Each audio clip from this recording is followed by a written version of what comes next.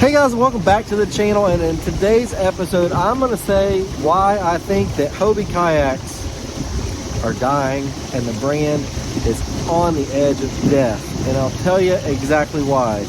For those of you that have been around the channel for any time now, you know that there was a period of time when I was seriously considering getting a Hobie Pro Angler. Now, I will say that they're amazing kayaks and they look great.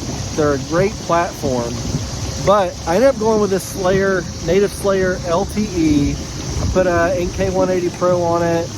On the front, I've got my Garmin 93 on it, and this is a perfect little kind of like throw and go little kayak. It's not super duper heavy, and I love that.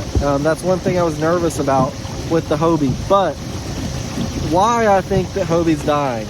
So the last couple of years, Hobies Reputation has kind of gotten not to be the best. So whenever I was looking for kayaks, you know, option one is buying in the used market. I was extremely nervous as a buyer to buy a kayak, and recently I saw somebody else, and I'll try to post the picture up here, that had purchased a Hobie Pro Angler, and when they got it, they realized it was taking on water. And once they did an inspection, they found that it had a crack in the scupper hole.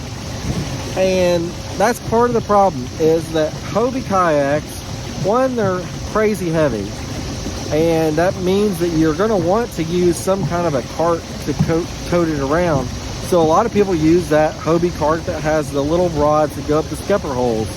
And you know, the way that they construct Hobie kayaks, it can be hard to inspect those whenever you buy it.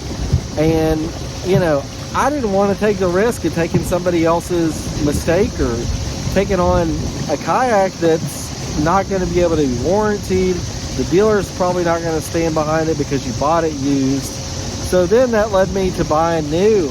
And I will tell you that Hobie just does not have a good reputation right now with standing behind their brand, standing behind their kayaks, and there's a lot of problems with hull cracking stuff.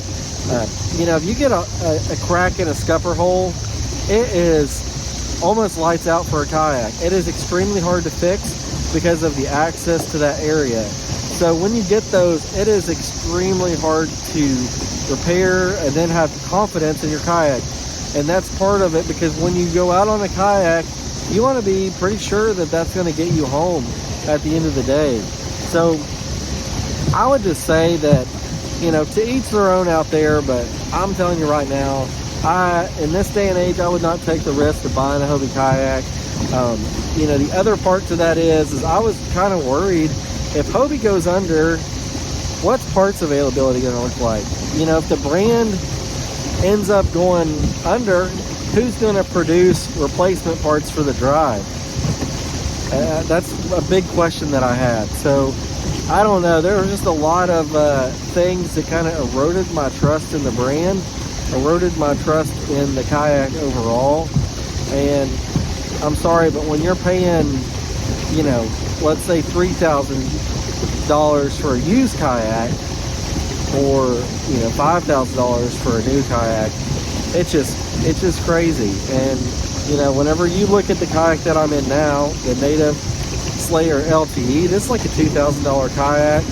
You know, you can throw all the other stuff on it. I already had the sonar, got a motor and a battery and all that stuff, and I'm still underneath what it would have cost just to get into a Hobie Pro Angler.